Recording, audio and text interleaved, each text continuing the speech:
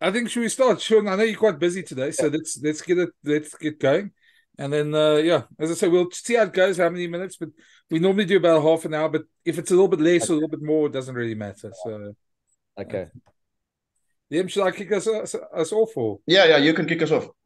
okay?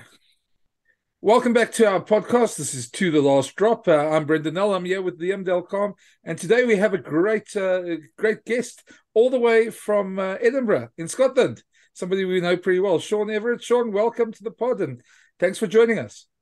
Yeah, thank you, Brendan and Liam. I'm glad we could join you. It's always a privilege chatting to you guys. Sean, obviously we haven't spoken to you for a while. I mean, you had a last we saw you were at the Bulls, and then suddenly the announcement came, and it happened very quickly. And I think we were also focused on World Cup and things like that we didn't actually digest it too much. But you've now been in Edinburgh for quite a while. It's a beautiful city, I must admit, one of my favorite places to tour. How's it been? And just maybe take us through how the whole thing came about. Yes, Brendan. As you know, and you mentioned that I was at the Bulls at the time. We were on a break, and the agreement between the Bulls and myself was that if I were to get a senior position at another club, they would consider releasing me to be able to pursue a better opportunity. Yeah, and it did come around pretty quickly. Got a call on the Sunday night, and Tuesday morning I'd agreed to terms to come to Edinburgh. Yeah, so it was quite daunting initially. Being at the same franchise at the Sharks for 15 years, being at the Bulls for 6 months, familiar territory, working with people that I know very well, and then coming into something totally different, meeting new people, learning new systems, coming to a beautiful city like Edinburgh. It was quite exciting, but daunting at the same time. But I've been here now for going on my 10th week, settled well. I'm getting used to the weather and thoroughly enjoying myself. On that score, Sean, I mean, you spoke about spending all that time with the Sharks, and now you're obviously in a new system and a new culture. But obviously, they expect you to bring new ideas as well. I mean, how do you uh, sort of tiptoe your way through that minefield? Yeah, when I came in, obviously I had to do some analysis on what went wrong in the previous URC. The beauty of it is that they did attack really well, and an attack is something that takes time to build. So we didn't have to tamper too much on that. What I did look at is where they fell short, and defensively, they were caught between two systems. Having a lot of international players playing at the World Cup, I think it was important for us to follow a similar system to what the national team are doing. It just made sense because when the international players come back to Edinburgh, they don't have as much time to prepare as what the balance of the squad have had in the preseason. So it was important that we align our defense with the national team. That was number one. And number two, we had to look at the style of play and where we're playing on the various areas of the field and see what was hurting Edinburgh. They weren't far off in the competition. Goal kicking was probably a big weakness for them. So from a personal point of view, it's going to take time for me to stamp my authority on how I want to play. But at the same time, I've got to realize that, I can't change too much in 10 weeks. And it's important for us to keep aligned so that when the internationals come back, they don't have too much learning to do. I was going to say, Sean. I mean, that as you say, Scotland's attack at the World Cup was probably one of the best. If you look at all the stats, I think they lead the stats on things like offloads and defenders beaten, even though they weren't in the competition that long. So I mean, defense is definitely a thing that probably Edinburgh need. But coming in with all those South Africans there, I know that's something we always refer to here in South Africa, the Piers Kumans and the Duans and all those guys. They probably made it a bit easier, I suppose, in one way, in that how they think as well. Or was it more of a challenge in that respect? Yeah, Pierre and Duan weren't here when I arrived. They were at the World Cup, but obviously there was Boan Fenta and Luanda Brand. And I managed to bring in Tim Swill as a backup 10 while Ben Healy was away. But the Scottish people are very hospitable. They're very welcoming, and we all know that they're very friendly people. And that certainly came through and was true to the rumors around South Africa that they are great people. Made me feel very welcome. And then the players also keen for something different. So they bought into what I presented to them. and that was the way forward, and ways to improve our game without taking away their flair in attack, which is what they're really good at. They scored 70 tries in the URC last year, so there wasn't too much to fix from that point of view. But at the same time, they were aware of the weaknesses that they had in the previous campaign, so they bought into it, and we got on the field, and everyone worked together. So it's been quite an amazing 10 weeks for me in a way. Sean, there's obviously been this strong connection between South African and Scottish rugby over the last while, whether it's through players, whether it's through Tapper Henning running the referee society, and obviously coaches as well. Have you picked up any sort of distinct South Africanisms? I know you've only been there 10 weeks, but I mean, is there sort of a South African, are there South African characteristics there at play? Can you pick it up already? Yes, I think with the guys that we have here, and you look at what positions they play in, like a Boan Venter, Lucet prop, VPNL, Tartet prop, Luanda Brain plays both sides of the scrum, and like I think I said, Piers Kuman. So those are obviously areas where they're short. The Scots are naturally bred big people. So the guys work incredibly hard to be able to be in the top 8 in the world, and they're very proud of the fact, and they feel that they were deserving of a better position in the World Cup, maybe qualifying for the quarters in their pool of death. So I think that's pretty much where they look for the South African influence, is to withstand the physicality of the South Africans, New Zealanders, and maybe for that matter the English and Irish as well. And I think, in South Africa, that's inbred in us from a young age, is to dominate the opposition from a physical point of view.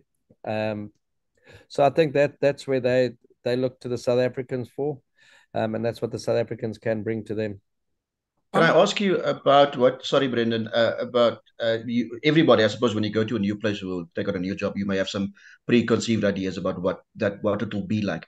What have you found Edinburgh like, and also obviously the rugby culture? Yeah, it's a very small rugby community in Edinburgh. It's very intimate. The city, obviously, beautiful. And I think when people think about Edinburgh, they think of this massive city. It's actually not that big. And the people in the community are very close to the club. And their rugby knowledge is really good. And they understand the game, and they also understand what needs to be done. And that's from a spectator point of view. So I was quite impressed with that and the rugby knowledge. They're very passionate about Scottish rugby. As you would know, we work under a centralised system here in Edinburgh, where Scottish rugby works very closely with the two franchises. And I suppose it is easier here than in South Africa, because in South Africa, you've got 14 different unions to work with. And obviously the distance between Edinburgh and Glasgow is not more than an hour away by car. So it's very easy to run that way.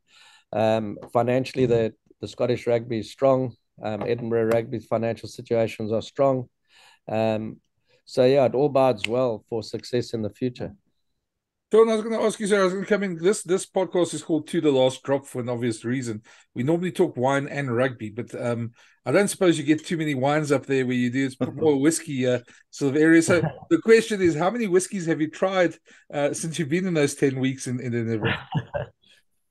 Brendan, I don't drink much whiskey, but being here on my own, I've had to explore the city, especially in the pre-season when we weren't busy on the weekends. So I did do myself a treat and go on the Johnny Walker tour. And I must say it was a really impressive tour, by the way, and thoroughly enjoyable, even though I did it on my own. But yes, the wines are a little bit different. I know the South African wines and I know the South African labels. So I'm getting to know them here. A lot of Argentinian wine and Chilean wine, and some wines from Australia, believe it or not. So it is a bit challenging when you go into the store and you're looking for a bottle of wine. You're not sure which one to get. But yeah, other than that, probably more of a beer drinker, and I've tasted the different types of lagers that they have in the pubs around here. I can also highly recommend just a slow stroll down the Royal Mile, and if you want to explore a few more whiskies, it's one way of doing it. No, Make sure it's downhill. I've I've walked the city flat. Like I said, my family's at home, so I've got to keep myself occupied. But I think the beauty of Edinburgh is amazing. You can go to so many different parts of Edinburgh and you see something new every day. And it's a different type of beauty. Unfortunately, when I arrived, it was still in the summer months, so walking along the streets was okay. I'm starting to get a bit chilly and miserable at the moment, but getting slowly used to it. You just got to get the right kit. But luckily, it is warm in the pubs. Yes. Yeah, the K-way jacket, I'm afraid, ain't gonna do it there. No, it's not. I've got a very thin one as well that I brought from home, so that's on top of my shopping list at the moment. But fortunately, at the moment, we've been busy on the weekends because the URC started, so I haven't been able to get out and about for some time. But I know Christmas is coming, and December, January is their coldest month, so that will be a challenge for us. Okay, imagine. Sure, yeah, just turning to the URC there, you guys have had a decent start, had that wonderful win this weekend with the drop goal. Just maybe just out first your emotions just with that drop goal and what it meant to the team. And secondly, in terms of just the sort of self-confidence and yeah, that does those little moments. I think people underestimate sometimes how a little moment like that can make such a huge difference in the season. Yeah, I think Brendan, we had enough practice at winning games at the death. We we did well to beat the Lions. That was a tight game. We kept them out at the end, and then obviously the Dragons game, we had to come from behind to win that one. But the Connaught one was special. That Edinburgh have been losing games in the last 20 minutes in the previous URC campaign, and we finished strongly in all the rounds so far. So that's pleasing to see. Talking about the last few minutes in that game, it was quite frustrating sitting in the coach's box because we had done enough to win the game, and yet the scoreline was so close, and it was just because we conceded points after we had scored. We just didn't get out of our half when teams kicked off to us. So that was a bit frustrating where we gave them easy entries and easy points. So it's something that we have to work on there. But in saying that, I was just so happy for the boys that they stuck to task, stuck to the plan. And when we kicked off with 3 minutes left and at 22 all, we had to win the ball back to put pressure on them, either to concede a penalty. And that's exactly what happened. And then on top of that, it's easy to sit in the coach's box. And I suppose the people at home are saying, well, Edinburgh are on a penalty advantage. How come they didn't go for the bonus point? The funny thing about it is I think the players were so relieved to win the game, that they went for the drop goal and Benny Lee slotted it under pressure as well. So I think those wins are important. It does build confidence, particularly against a team like Connaught, who's been strong last year and have got better this year. They had a great start. The win can't be underestimated because, they came from 20 points to 3 down to beat Ulster. And as we know, Ulster, one of the top teams in the URC. And then they turned one over against a full-strength Glasgow team. So we can't underestimate that, but at the same time, the guys need to stay humble. We've got big challenges ahead of us. The URC is a competition where you can't take your foot off the gas and you've got to be up every weekend. As the Sharks found out against Zebra on Friday night, there are no easy games. And this week we've got the Bulls. Next week we've got Benetton, and then we go down to Belfast to play against Ulster away. So we just need to keep getting better at what we're doing and hopefully not have those nail biters at the end of the game. Are you somebody that's bothered about the log? I know it's early days, it's early season still. Because it does feel weird. You've played really well. You've got 3 wins from 4, and yet you're 8th. Yeah, it's just a couple of points between the 8th and 1st. Yeah, and those are the bonus point tries I was talking about earlier. A bonus point would have put us in the top 5. So at the end of the day, I'm not too concerned about that now. I know that you need to win your home games to be competitive in this competition. Fortunately, we won our first game away, and if we can win 5 of our away games, I think we would have done well. But it's important to win at home because that means that you need to win an extra one away if you want to be in the top 8. And that's why for me, I think the Leinster game was quite disappointing because we let ourselves down in that game with just too many individual errors. We were on top of them in the first 20 minutes, didn't manage to get over the line, and then came back strongly in the last 20 minutes, but fell away in the middle part of the game. And I feel it's a game that we should have won. And, it all comes down to belief. Edinburgh haven't beaten Leinster away in 18 years. And I think they were ripe for the picking. But unfortunately, once again, it didn't happen. So we're going to have to build on that. But this Connaught game would have given the guys a lot of confidence knowing that they can beat the top teams in the competition. Sean, I want to throw you a bit of a curveball. I know it's maybe a bit unfair and I know coaches never like talking about their previous sides, but you mentioned the Sharks against Zebra. And I think people don't understand how difficult it is. One with going from summer to winter, and obviously with the hybrid pitches that you have to play on, how different that is. But just in terms of the Sharks, it's your old team. I'm sure you still keep in touch with a lot of people there around there. And Plum obviously is coming at a very difficult time. Just your thoughts on why they're struggling so much, or what's going on there? Yeah, I think once again you've got to look at the depth of the squad.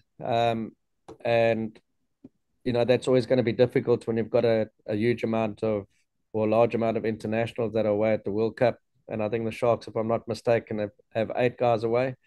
And on top of that, they've lost a good leader in Thomas du Toit, who's playing at Bath. So it was never going to be an easy start in that campaign. I had experiences of that, as you know. At this time of the year, it's normally the November test matches as well. So the South African teams are without the internationals. And it is quite challenging to come overseas. I know last year we only had 3 games. This year they had 4. The previous campaign we had 4, and all the South African teams struggled in the first campaign. So I understand what the Sharks are going through and what Plum's going through, but he'll be getting his reinforcements soon, and that will certainly help them. Sorry, I was waiting for them to come in there, but I'll just carry on. This week, obviously, I'm sure it was quite a surprise for some of us when you ended up at the Bulls. I must admit that's not the spot we'd anticipated you being after the Sharks, but this week you come face to face with Jake again. They've done pretty well on their tour. They've got 2 wins. Maybe a little bit easier opposition than some of the other sides have had, but still to win overseas has been pretty good. And what do you see in them, or what are their threats? And I mean, does the time you spent there help you in any way? Yes. Jake and I go back a long way, as you all know.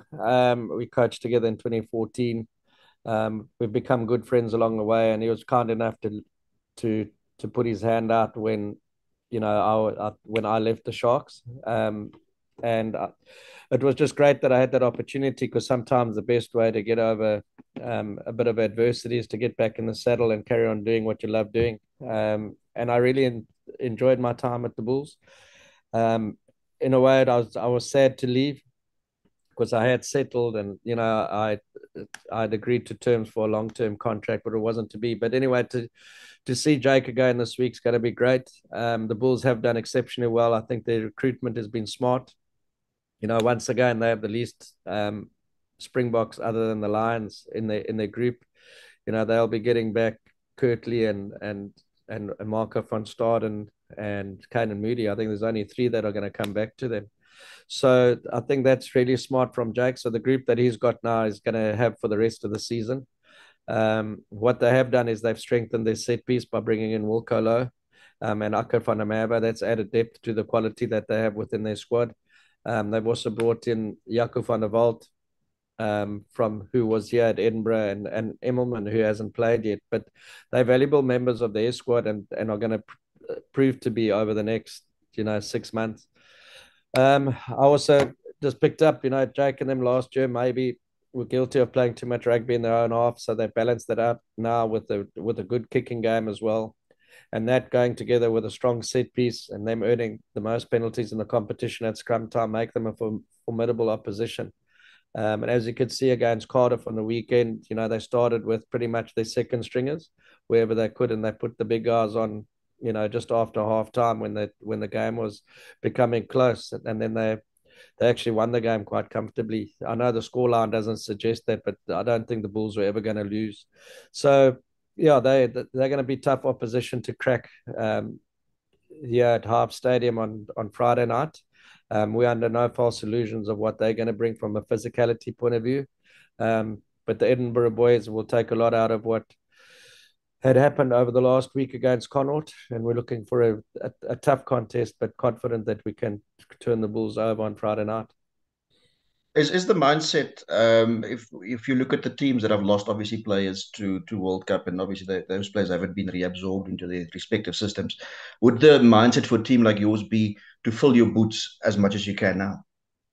Yes, very much so. The Northern Hemisphere teams have another challenge coming at the end of January, and that's the Six Nations. So the players will get pulled out for 2 weeks prior to the Six Nations to prepare for that competition.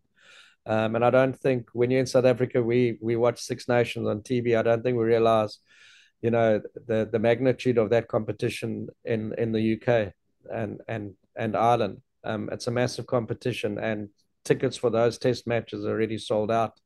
So that competition's taken very seriously in the Northern Hemisphere.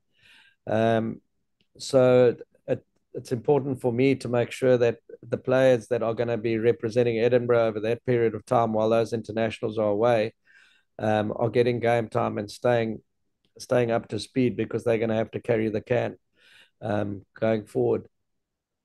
Just on that score, I mean, you've obviously worked in a sort of a centralized environment.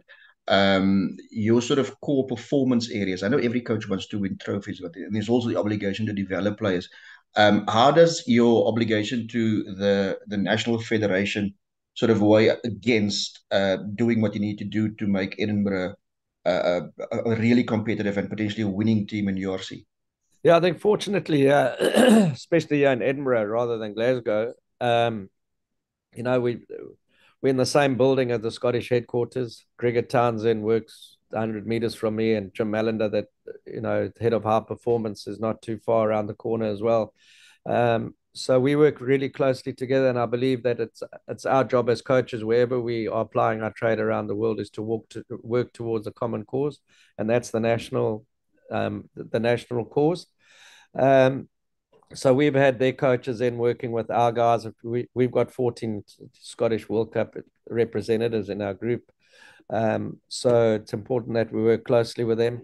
And I'm here to support them. If I'm working closely with them, I'm going to get the best out of my players, because then that means that we're all aligned in what we need to do to achieve success. But it's been great. Gregor, Steve Tandy, JD, the forwards coach, and Peter Horn, have been amazing. They've been in here.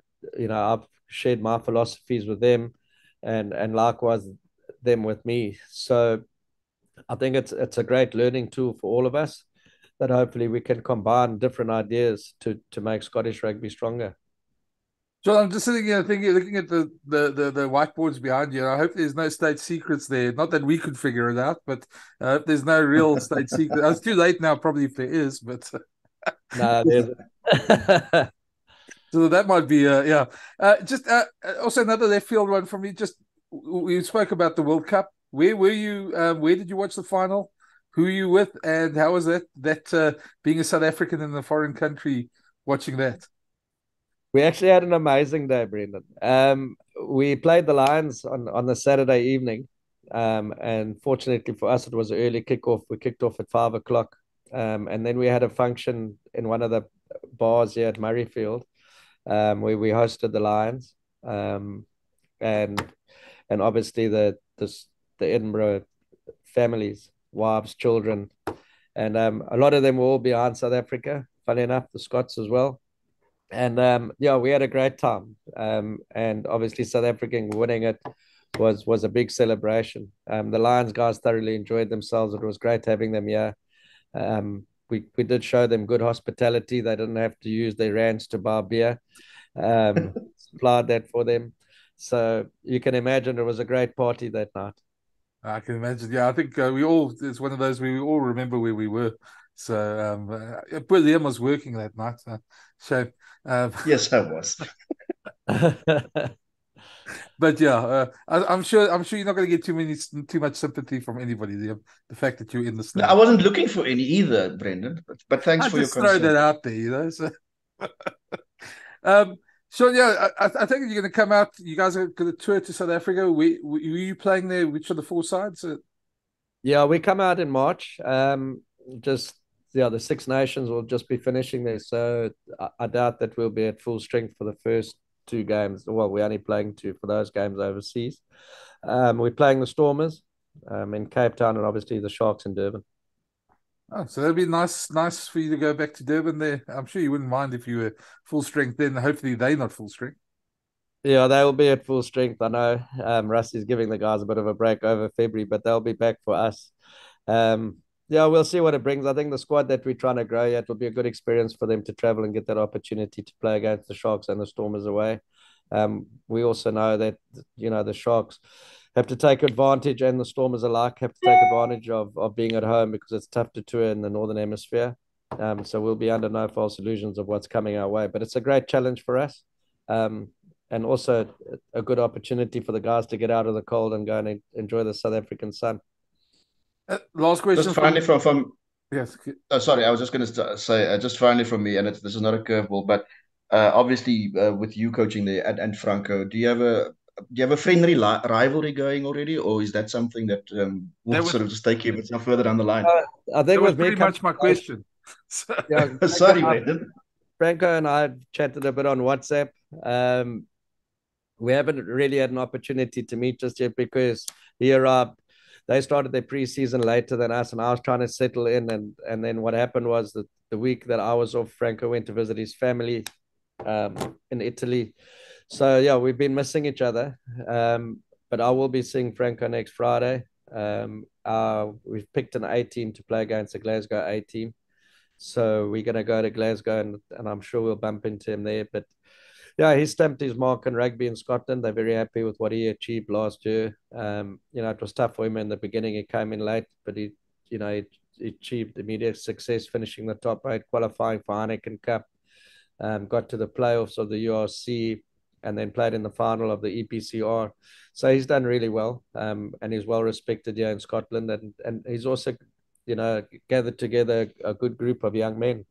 As I don't know if many South Africans know that, but the 1872 Cup is a massive game here in Scotland. And it's a double header.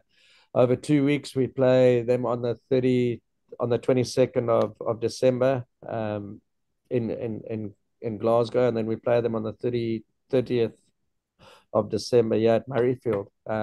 You expect between 40 and 50,000 people to attend those games.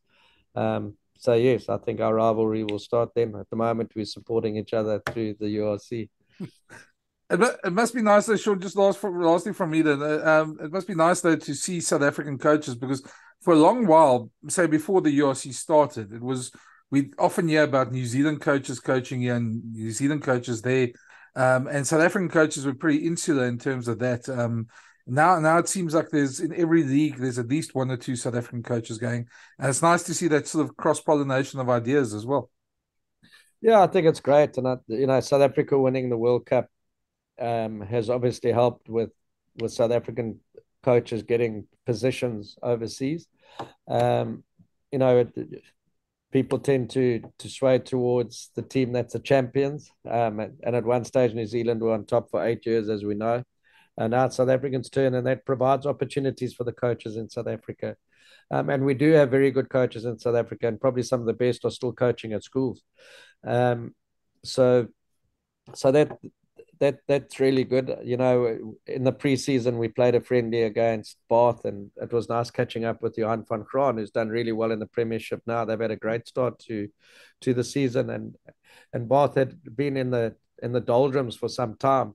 And Johan's brought a little bit of hope and life back into Bath rugby. So it's always great catching up with them, maybe before games or catching them for a beer after games. But it's just so pleasing to see that the South African coaches are getting out there and they are getting recognized for their abilities and potential. That's great, Sean. Just congratulations on your appointment there, and I'm sure you can take the Edinburgh team from strength to strength. No, thank you very much, Liam. I appreciate that.